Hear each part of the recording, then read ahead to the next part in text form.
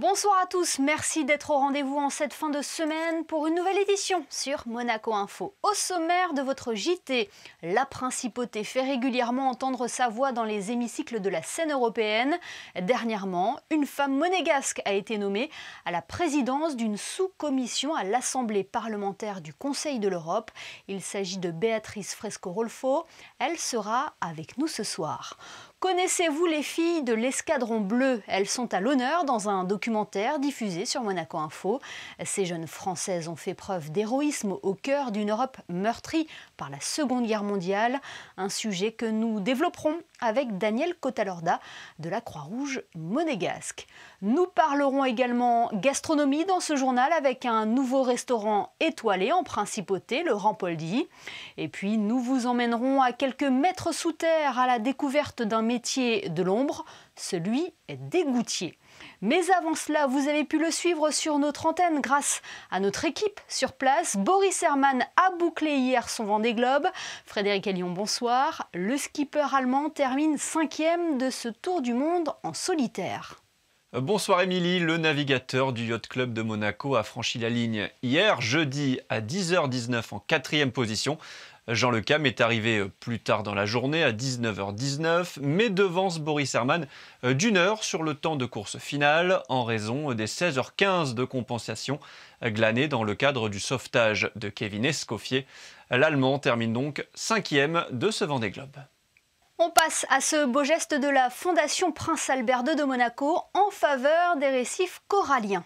Le Fonds mondial pour les récifs coralliens a annoncé que la FPA2, l'Allemagne et la fondation de la famille Paul J. Allen se sont engagés à hauteur de 10 millions de dollars afin de protéger les récifs coralliens du monde.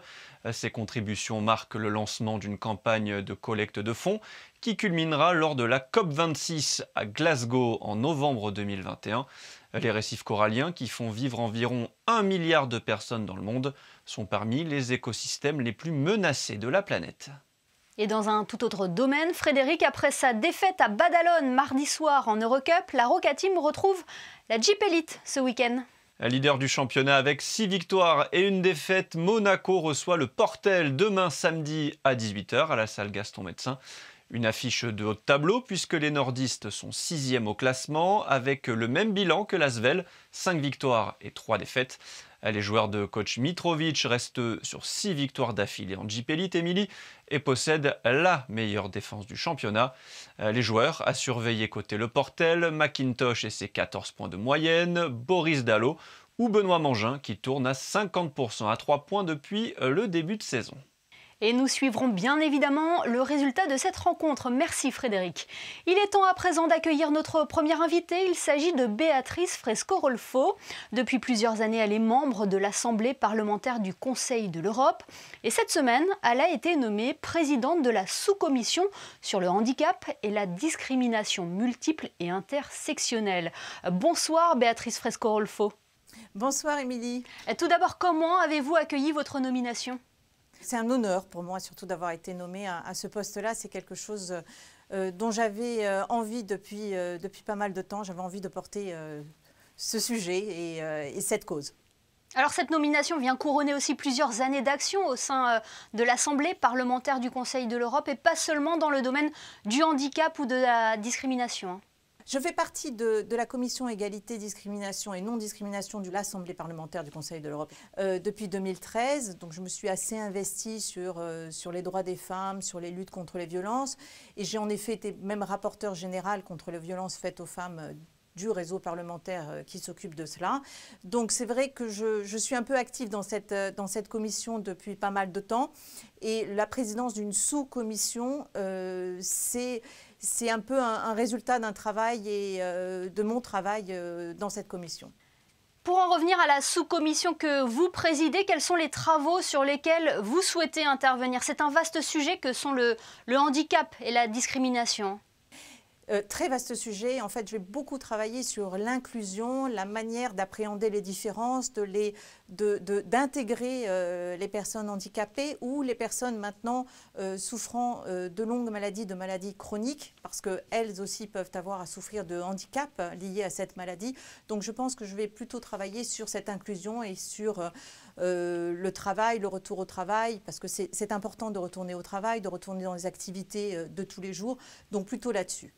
Et quelle est la valeur de la voix de Monaco à l'Assemblée parlementaire du Conseil de l'Europe? Quel regard portent les membres de cette organisation sur la principauté? Écoutez, je crois que les membres ont un bon regard sur la principauté de Monaco. Du moins, la commission dont je fais partie, j'ai ma voix et je suis écoutée. Donc je crois qu'on a une belle aura, on a une belle image et il faut s'en servir pour continuer à porter aussi haut les couleurs de Monaco, mais fort sur les sujets qui nous tiennent à cœur et que l'on peut ramener sur Monaco. Je rappelle que le Conseil de l'Europe, c'est peut-être un organe international, mais c'est aussi souvent un guide de bonnes pratiques. Et les bonnes pratiques, c'est toujours utile pour travailler sur place. Et votre voix peut être déterminante? Ah oui, bien sûr, bien entendu. Sur des rapports en commission, nous pouvons avoir une voix déterminante. Moins sur un vote en assemblée, où là, il y a quand même beaucoup de membres qui votent. Mais en commission, je vois José Badia, Brigitte Bocon-Pagès, qui est la vice-présidente, Daniel Boeri, qui font partie d'autres commissions. Eux-mêmes, dans leur commission, votent et leur vote est important. Nous parlions tout à l'heure du handicap, c'est un sujet que vous aviez également abordé ici même à Monaco dans l'hémicycle du Conseil national. La politique de la principauté est même très engagée dans ce domaine. Oui, très engagée. D'ailleurs, je dois saluer la future construction IDA et les appartements qui seront dédiés aux personnes souffrant de handicap. J'ai en effet porté un petit peu ce sujet, je ne suis pas la première, mais je l'ai reporté durant le BP 21 parce que je pense que c'est important. Je souhaiterais qu'un délégué interministériel soit nommé sur ce sujet afin de porter haut ces différences et d'apprendre à vivre avec les différences à tous les niveaux du gouvernement. Après, j'ai demandé plusieurs choses, que soit vu peut-être la création, la construction de plus d'appartements adaptables, parce que nous avons évidemment une population qui peut vieillir, qui peut souffrir de maladies de longue durée, et donc il serait à même d'avoir à utiliser ce genre d'appartements. Donc ce sont des choses sur lesquelles je souhaiterais travailler en principauté. Bien, merci beaucoup Béatrice Fresco-Rolfo d'avoir été avec nous ce soir. Merci beaucoup Émilie, à très bientôt. Le 18 janvier dernier, le guide Michelin dévoilait son palmarès 2021. Un nouveau restaurant monégasque a décroché sa première étoile, le Rampoldi. Il s'ajoute aux 4 autres établissements de la principauté qui ont déjà été distingués par le célèbre guide. Voyez le reportage de Christinda Thomel. Il s'agit de l'unique étoile décrochée à Monaco pour cette nouvelle cuvée 2021 du guide Michelin. Installé au cœur du restaurant Rampoldi depuis le 1er septembre, entre modernité et tradition, la table gastronomique du chef italien Antonio Salvatore séduit par son caractère et son supplément d'âme. C'est une consécration à beaucoup d'années de travail. C'est quelque chose de très joli, un bon moment par un chef. Arriver à tout ça, c'est une consécration, comme on avait dit tous. C'est quelque chose de waouh. Et tous les remercie à l'équipe pour seguir tout cette vie ensemble. Aujourd'hui, j'avais une influence très internationale. Pourquoi? Pour la chose que j'avais géré à beaucoup dans mon vie, j'avais cette attitude. Je suis 100% italien, je suis natal au sud de l'Italie, aussi avec beaucoup de traditions. Mais aujourd'hui, dans les Rampoldi, comme c'est une institution de 1946, nous avons réinterprété le fine dining avec un peu de les meilleurs d'Italie, les meilleurs de France, et une clé semi-gourmet dans le Rampoldi que je l'ai défini New Style Kitchen monégasque, un peu comme international. Malgré une situation sanitaire particulière et un contexte économique compliqué, ce sont 13 établissements de la région PACA qui se sont vus distingués par le guide Michelin cette année, dont le restaurant Rampoldi. Et si la table d'Antonio Salvatore est actuellement fermée, couvre-feu oblige, c'est avec des idées plein la tête que le chef espère de nouveau accueillir les convives d'ici le mois d'avril, avec au menu une carte plus printanière et peut-être même un nouveau concept. Ce soir à 21h, Monaco Info diffuse Les filles de l'Escadron Bleu, un documentaire primé à plusieurs reprises et réalisé par Emmanuel Nobécourt et Philippe Ménial, qui revient sur l'héroïsme de ces jeunes femmes dans une période délicate. Pour en parler, nous sommes avec la responsable de la section communication à la Croix-Rouge monégasque. Bonsoir Danielle Cotalorda. Bonsoir Émilie Rousseau. Tout d'abord, quelle est l'histoire de ce film? Il faut revenir à 2016 où Anne Fontaine a réalisé un film d'après les témoignages authentiques de Madeleine Pauliac, qui est une des principales héroïnes du documentaire. Et ce film, s'appelle Les Innocentes. À partir de là, son neveu, Philippe Moniac, qui lui-même est réalisateur, a écrit un livre et en 2019 a réalisé le documentaire Les filles de l'Escadron Bleu. Alors, qui étaient ces filles que l'on surnommait les filles de l'Escadron Bleu? Alors, ces filles, au nombre de 11, étaient d'horizons différentes. C'était des infirmières, des ambulancières, mais toutes des bénévoles de la Croix-Rouge française. Donc, elles ont rejoint Madeleine Pauliac à Varsovie, où elle était déjà en poste en tant que médecin de la Croix-Rouge française. Alors, le surnom, l'Escadron Bleu, a été donné à ces jeunes femmes parce qu'elles portaient l'uniforme donné par l'armée américaine. D'accord. Et là, on est dans quelle période? On est pendant la Seconde Guerre mondiale? Alors, c'est à la fin de la Seconde Guerre mondiale. Voilà, donc la guerre était terminée, mais évidemment, il y avait encore beaucoup de choses à faire sur le terrain, et notamment en Pologne. Et pour cette raison, donc, ces 12 jeunes femmes sont parties rejoindre Madeleine. C'est pour ça on parle toujours des 11 jeunes femmes bénévoles qui ont effectivement eu comme mission principalement de rapatrier les prisonniers de guerre en France ainsi que les déportés des camps de concentration. Et elles ont effectué cette mission d'une façon vraiment héroïque dans des conditions extrêmes. Elles ont effectué au moins 200 missions entre, bien sûr, toujours à partir de Varsovie.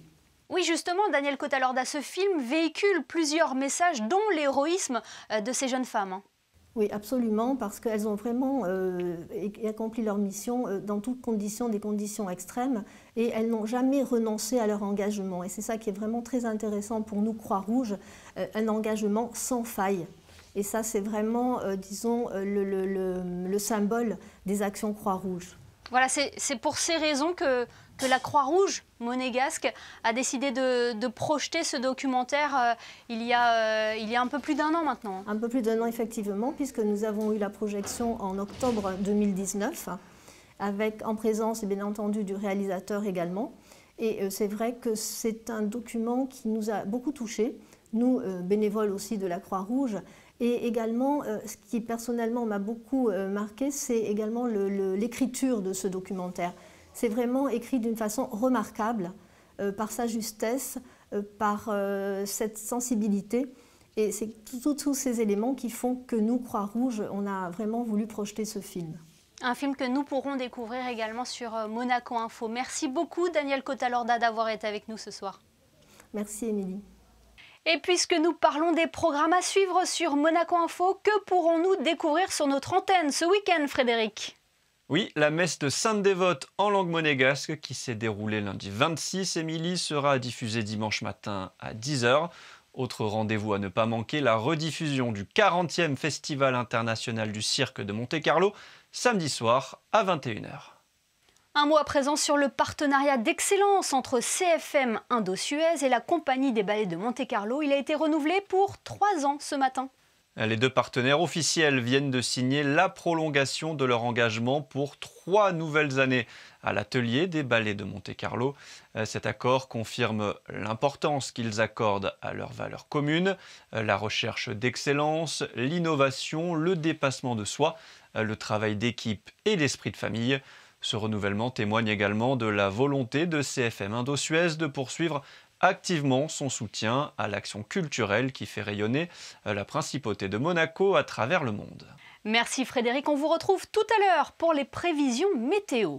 Focus à présent sur un métier de l'ombre pourtant essentiel pour l'environnement et la bonne santé de nos villes. Une équipe de Monaco Info a suivi les égoutiers sur leurs différentes missions durant une matinée. Alexandra Pani, on vous retrouve justement sous le tunnel du Rocher. Oui, on commence tout de suite cette découverte à la station de pré-traitement des eaux usées. Je suis en compagnie de Laurent Talarida. Bonjour. Bonjour. Qu'est-ce qui se passe ici? Ici, on se trouve à la station de pré-traitement de la Principauté, où on récupère l'ensemble des eaux usées de la Principauté ainsi que des communes limitrophes, la totalité de Beau-Soleil, une partie de Cap-d'Aille et aussi une partie de la Turbie. Vous allez nous amener visiter tout ça? Oui, on y va. On y va. Ici, c'est entre 15 000 et 100 000 mètres cubes d'eau usée et pluviale qui sont acheminés par jour en provenance du territoire monégasque, mais aussi des communes limitrophes. 50 km de réseau parcourent la Principauté. Cette station de pré-traitement a été construite en 1987. Donc on fonctionne 24 heures sur 24, 7 jours sur 7, on ne peut pas se permettre d'arrêter. Là, on a tous les process de traitement par rapport à toutes les eaux qui arrivent ici. C'est un peu comme l'artère principale de la Principauté qui arrive ici. On va faire les traitements au niveau des différentes machines. Donc là, c'est des dégrilleurs qui vont permettre de récupérer les déchets supérieurs à, ici, c'est 2 cm. Donc on les récupère, on les envoie dans la vis compacteuse en sachet avant d'être envoyé à l'incinérateur. On a à peu près une rotation par jour. Et après, je vais vous montrer tous les différents cycles de traitement. 26 personnes sont employées à la section assainissement. 500 kg de déchets sont récupérés ici en moyenne chaque jour, un nombre qui peut grimper à plus d'1 tonne par demi-heure en temps de pluie. La station de pré-traitement est entièrement automatisée pour réduire au maximum les interventions humaines. Donc vous avez au préalable un traitement de tous les déchets supérieurs à 3 mm. Et dans ces bassins, on va récupérer tout ce qui est sable sur la partie basse du bassin qui est pompé au fond. Et avec l'aide des petites bulles, on fait un micro-bullage qui permet de remonter en surface les graisses pour pouvoir les récupérer avec les allers-retours du pont. Le métier d'égoutier est physique et dur, mais il peut également avoir des répercussions sur la santé des ouvriers. Exposés à des agents chimiques présents dans les eaux usées, tout comme dans l'air des réseaux d'assainissement.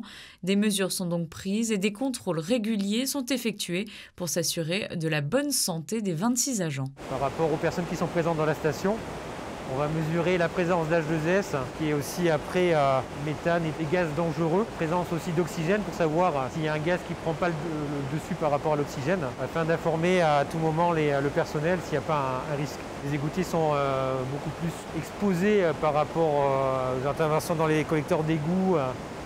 Ils ont un suivi annuel par rapport à la médecine du travail et des visites annuelles. Ils ont aussi tout ce qui est analyse de sang, ils sont soumis à différents vaccins pour avoir un suivi de l'agent ou de l'égoutier tout le long de l'année. Le métier d'égoutier contribue à la bonne santé de nos villes par l'entretien et l'amélioration des réseaux, en souterrain mais également en surface, comme ici sur la station de relevage de Fontvieille pour un curage à l'aide d'un camion hydrocureur. Alors aujourd'hui on vient entretenir la station.